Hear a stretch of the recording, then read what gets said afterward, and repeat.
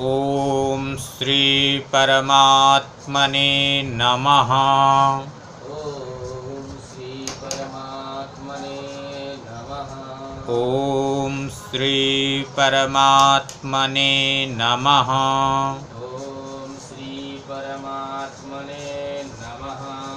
ओम श्री परमात्मने नमः। ओम श्री परमात्मने नमः। कर्मजं बुद्धियुक्ता हि कर्मजं बुद्धियुक्ता हि कर्मजं बुद्धियुक्ता हि कर्मजं बुद्धियुक्ता हि कर्मजं बुद्धियुक्ता हि कर्मजं बुद्धियुक्ता हि कर्मजं बुद्धियुक्ता हि कर्मजं बुद्धियुक्ता हि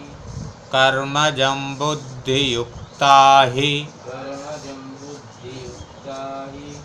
कर्मजं बुद्धियुक्ता हि कर्मजं बुद्धियुक्ता हि फलं त्यक्त्वा मनीषिणः फलं त्यक्त्वा मनीषिणः फलं त्यक्त्वा मनीषिणः फलं त्यक्त्वा मनीषिणः फलं त्यक्त्वा मनीषिणः फलं त्यक्त्वा मनीषिणः जन्मबन्धविनिर्मुक्ताः जन्मबन्धविनिर्मुक्ताः जन्मबन्धविनिर्मुक्ताः जन्मबन्धविनिर्मुक्ताः जन्मबन्धविनिर्मुक्ताः जन्मबन्धविनिर्मुक्ताः पदं गच्छन्त्यनामयम् पदं गच्छन्त्यनामयम् पदं गच्छन्त्यनामयम् पदं गच्छन्त्यनामयम् पदं गच्छन्त्यनामयम् पदं गच्छन्त्यनामयम् कर्मजं बुद्धियुक्ता हि फलं त्यक्त्वा मनीषिणः कर्मजं बुद्धियुक्ता हि फलं त्यक्त्वा मनीषिणः जन्मबन्धविनिर्मुक्ताः पदं गच्छन्त्यनामयम् जन्मबन्धविनिर्मुक्ताः पदं गच्छन्त्यनामयम् कर्मजं बुद्धियुक्ताः हि फलं त्यक्त्वा मनीषिणः जन्मबन्धविनिर्मुक्ताः पदं गच्छन्ति अनामयम्। भगवान श्री कृष्ण जी कहते हैं कि ही क्योंकि बुद्धियुक्ताः समबुद्धि से युक्त मनीषिणः ज्ञानी जन कर्मजम कर्मों से उत्पन्न होने वाले फल को त्यक्त्वा त्याग कर जन्म रूप बंधन से विनिर्मुक्ता मुक्त हो जाते हैं।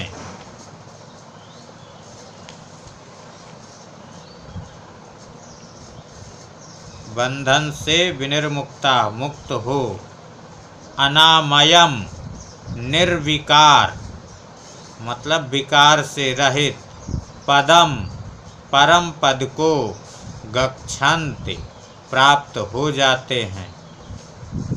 भगवान श्री कृष्ण जी कह रहे हैं कि समबुद्धि से युक्त ज्ञानी जन कर्मों से उत्पन्न होने वाले फल को त्याग कर जन्म रूप बंधन से मुक्त निर्विकार परम पद को प्राप्त हो जाते हैं। कौन? समबुद्धि युक्त व्यक्ति। इसलिए समबुद्धि होना आवश्यक है।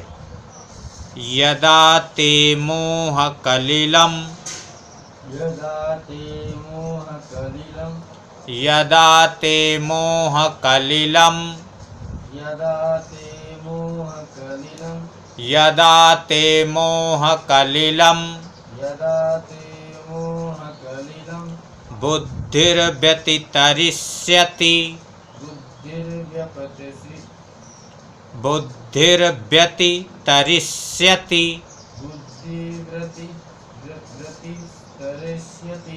बुद्धिर्व्यतितरिष्यति बुद्धिर्व्यतितरिष्यति बुद्धिर्व्यतितरिष्यति बुद्धिर्व्यतितरिष्यति बुद्धिर्व्यतितरिष्यति बुद्धिर्व्यतितरिष्यति बुद्धिर्व्यतितरिष्यति यदा ते मोहकलिलं बुद्धिर्व्यतितरिष्यति यदा ते मोहकलिलं बुद्धिर्व्यतितरिष्यति यदा ते मोहकलिलं बुद्धिर्व्यतितरिष्यति यदा ते मोहकलिलं बुद्धिर्व्यतितरिष्यति तदा गन्तासि निर्वेदं तदा गन्तासि निर्वेदं तदा गन्तासि निर्वेदं तदा गन्तासि निर्वेदं तदा गन्तासि निर्वेदं तदा गन्तासि निर्वेदं श्रोतव्यस्य श्रुतस्य च श्रोतव्यस्य श्रुतस्य च श्रोतव्यस्य श्रुतस्य च श्रोतव्यस्य श्रुतस्य च श्रोतव्यस्य श्रुतस्य च श्रोतव्यस्य श्रुतस्य च श्रोतव्यस्य श्रुतस्य च श्रोतव्यस्य श्रुतस्य च तदा गन्तासि निर्वेदं श्रोतव्यस्य श्रुतस्य च तदा गन्तासि निर्वेदं श्रोतव्यस्य श्रुतस्य च यदा ते मोहकलिलं बुद्धिर्व्यतितरिष्यति यदा ते मोहकलिलं बुद्धिर्व्यतितरिष्यति तदा गन्तासि निर्वेदं श्रोतव्यस्य श्रुतस्य च तदा गन्तासि निर्वेदं श्रोतव्यस्य श्रुतस्य च तदा गन्तासि निर्वेदं श्रोतव्यस्य श्रुतस्य च तदा गन्तासि निर्वेदं श्रोतव्यस्य श्रुतस्य च श्रोतव्यस्य श्रुतस्य च श्रोतव्यस्य श्रुतस्य च तदा गन्तासि निर्वेदं श्रोतव्यस्य श्रुतस्य च तदा गन्तासि निर्वेदं श्रोतव्यस्य श्रुतस्य च श्रोतव्यस्य श्रुतस्य च श्रोतव्यस्य श्रुतस्य च तदा गन्तासि निर्वेदं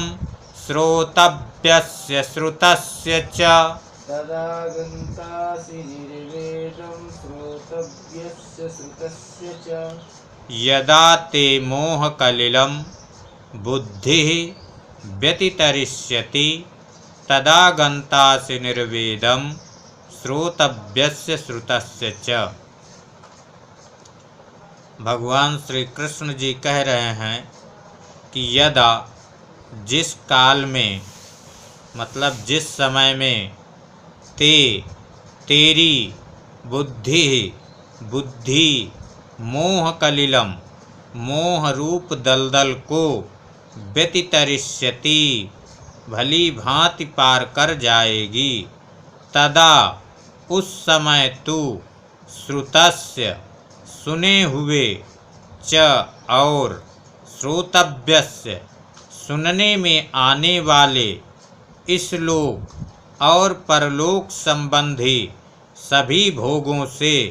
निर्वेदम वैराग्य को गंतासी प्राप्त हो जाएगा। भगवान श्री कृष्ण जी कह रहे हैं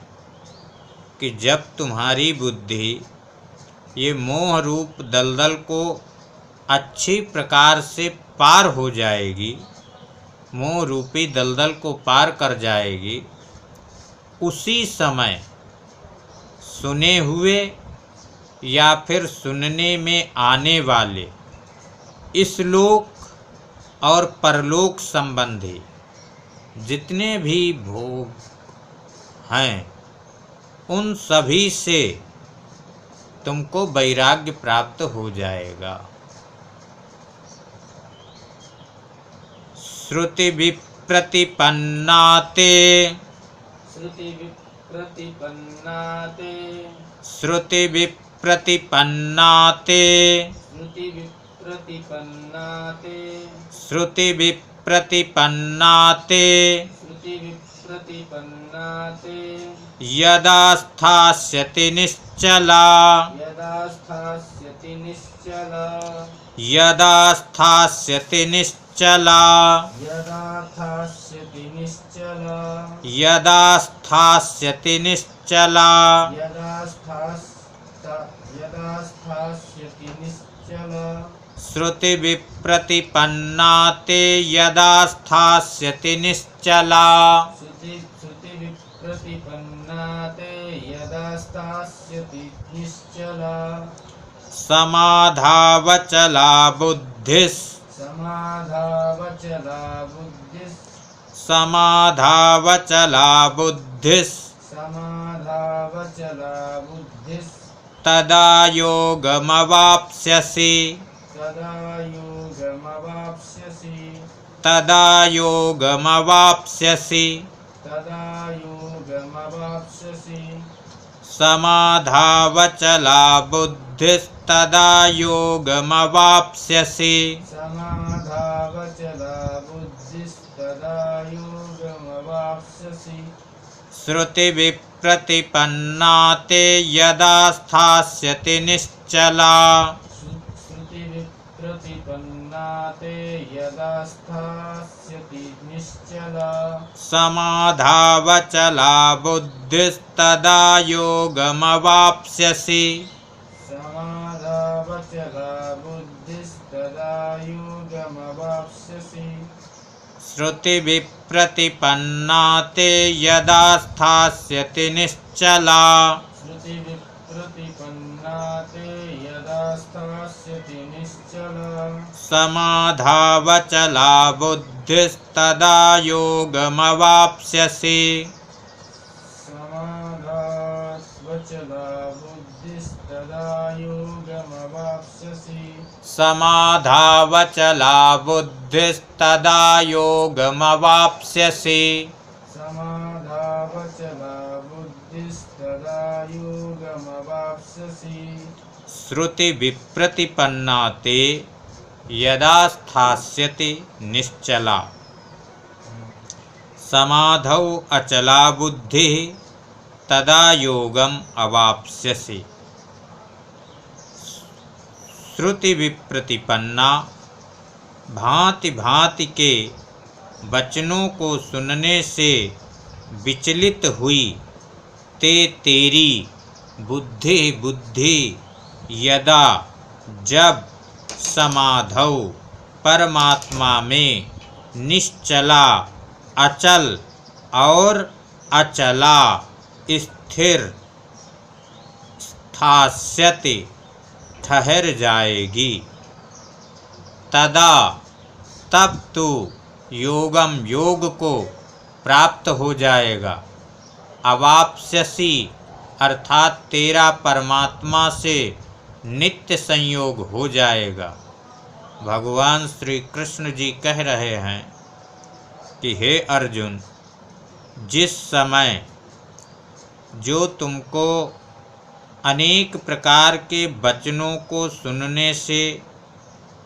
जो तुम्हारी बुद्धि विचलित हुई है, तो जब परमात्मा में विचलित हुई है, तो जब तेरी बुद्धि परमात्मा में अचल और स्थिर रुक जाएगी, तब तुम योग को प्राप्त हो जाओगे। अर्थात तुम्हारा और परमात्मा का नित्य संयोग हो जाएगा। अर्जुन उवाच अर्जुन उवाच अर्जुन उवाच अर्जुन उवाच अर्जुन उवाच अर्जुन उवाच स्थितप्रज्ञस्य का भाषा स्थितिप्रज्ञस्य का भाषा स्थितप्रज्ञस्य का भाषा स्थितिप्रज्ञस्य का भाषा स्थितप्रज्ञस्य का भाषा स्थितप्रज्ञस्य का भाषा समाधिस्थस्य केशव समाधिस्थस्य केशव समाधिस्थस्य केशव समाधिस्थस्य केशव समाधिस्थस्य केशव समाधिस्थस्य केशव स्थितधीः किं प्रभासेत स्थितिधीः किं प्रभासेत स्थितधीः किं प्रभासेत स्थितिधीः किं प्रभासेत किमासीत व्रजेत किम् किमासीत व्रजेत किं किमासीत व्रजेत किम् किमासीत व्रजेत किं किमासीत व्रजेत किम् किमासीत व्रजेत किं स्थितप्रज्ञस्य का भाषा समाधिस्थस्य केशव स्थितप्रज्ञस्य का भाषा समाधिस्थस्य केशव स्थितप्रज्ञस्य का भाषा समाधिस्थस्य केशव स्थितप्रज्ञस्य का भाषा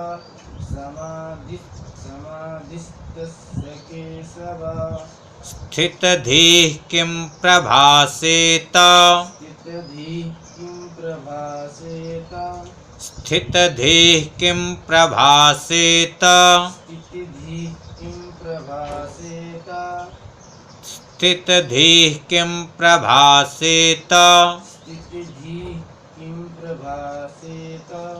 किमासीत व्रजेत किम् किमासीत व्रजेत किं किमासीत व्रजेत किम् किमासीत व्रजेत किं किमासीत व्रजेत किम् किमासीत व्रजेत किं स्थितप्रज्ञस्य का भाषा समाधिस्थस्य केशव स्थितप्रज्ञस्य का भाषा समाधिस्थस्य केशव स्थितधीः किं प्रभासेत किमासीत व्रजेत किम् स्थितिधीः किं प्रभासेत किमासीत व्रजेत किं स्थितप्रज्ञस्य का भाषा समाधिस्थस्य केशव स्थितिधीः किं प्रभासेत किमासीत व्रजेत किं स्थितप्रज्ञस्य का भाषा समाधिस्थस्य केशव स्थितिधीः किं प्रभासेत किमासीत व्रजेत किं स्थितप्रज्ञस्य का भाषा समाधिस्थस्य केशव स्थितधीः किं प्रभासेत किम आसीत ब्रजेत किम। अर्जुन बोले, हे श्री कृष्ण केशव, समाधिस्थस्य समाधि में स्थित परमात्मा को प्राप्त स्थित प्रज्ञस्य हुए स्थिर बुद्धि पुरुष का क्या भाषा लक्षण है। स्थित धीः स्थिर बुद्धि पुरुष किम कैसे प्रभासेत बोलता है, किम कैसे आसीत बैठता है, और किम कैसे ब्रजेत चलता है। अर्जुन पूछ रहे हैं श्री कृष्ण जी से कि हे केशव, कि समाधि में स्थित परमात्मा को प्राप्त हुए स्थिर बुद्धि पुरुष का क्या लक्षण होता है? वह स्थिर बुद्धि वाला पुरुष कैसे बोलता है, कैसे बैठता है, कैसे चलता है? श्री भगवानुवाच श्री भगवानुवाच श्री भगवानुवाच श्री भगवानुवाच श्री भगवानुवाच श्री भगवानुवाच प्रजहाति यदा कामान् प्रजहाति यदा कामान् प्रजहाति यदा कामान् प्रजहाति यदा कामान् प्रजहाति यदा कामान् प्रजहाति यदा कामान् प्रजहाति यदा कामान् प्रजहाति यदा कामान् सर्वान् पार्थमनोगतान् सर्वान् पार्थमनोगतान् सर्वान् पार्थमनोगतान् सर्वान् पार्थमनोगतान् सर्वान् पार्थमनोगतान् सर्वान् पार्थमनोगतान् आत्मन्येवात्मना तुष्टः आत्मन्येवात्मना तुष्टः आत्मन्येवात्मना तुष्टः आत्मन्येवात्मना तुष्टः स्थितप्रज्ञस्तदोच्यते स्थितप्रज्ञस्तदोच्यते स्थितप्रज्ञस्तदोच्यते स्थितप्रज्ञस्यदोच्यते स्थितप्रज्ञस्तदोच्यते स्थितप्रज्ञस्यदोच्यते स्थितप्रज्ञस्तदोच्यते स्थितप्रज्ञस्यदोच्यते स्थितप्रज्ञस्तदोच्यते स्थितप्रज्ञस्यदोच्यते स्थितप्रज्ञस्तदोच्यते स्थितप्रज्ञस्यदोच्यते स्थितप्रज्ञस्तदोच्यते स्थितप्रज्ञस्यदोच्यते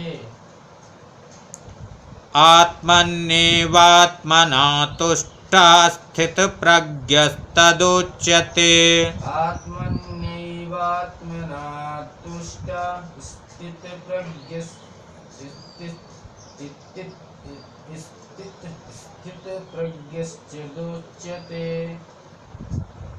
स्थितप्रज्ञस्तदोच्यते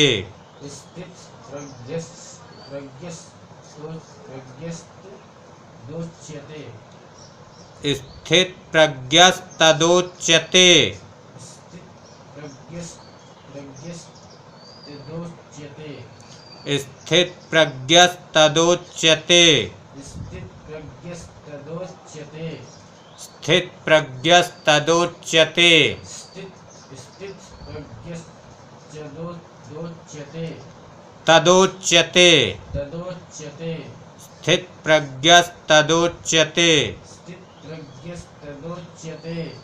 प्रजहाति यदा कामान् सर्वान् पार्थमनोगतान् प्रजहाति यदा कामान् सर्वान् पार्थमनोगतान् प्रजहाति यदा कामान् सर्वान् पार्थमनोगतान् प्रजहाति यदा कामान् सर्वान् पार्थमनोगतान् आत्मन्येवात्मना तुष्टः स्थितप्रज्ञस्तदोच्यते आत्मन्येवात्मना तुष्टः स्थितप्रज्ञस्तदोच्यते प्रजहाति यदा कामान् सर्वान् पार्थमनोगतान् आत्मनि एव आत्मना तुष्टः स्थितप्रज्ञः तदा उच्यते। भगवान श्री कृष्ण बोले कि पार्थ हे अर्जुन, यदा जिस काल में यह पुरुष मनोगतान मन में स्थित सर्वान संपूर्ण कामनाओं को प्रजहाति भली भांति त्याग देता है और आत्मना आत्मा से आत्मनि आत्मा में एव ही तुष्टः संतुष्ट रहता है, तदा उस काल में वह स्थित प्रज्ञ उच्यते कहा जाता है। भगवान श्री कृष्ण जी कह रहे हैं कि हे अर्जुन, जिस समय यह पुरुष मन में स्थित संपूर्ण कामनाओं को अच्छी प्रकार त्याग देता है, आत्मा से आत्मा में ही संतुष्ट रहता है, उस समय उस काल में वह स्थित प्रज्ञ कहा जाता है। जय श्री कृष्ण। जय श्री कृष्ण।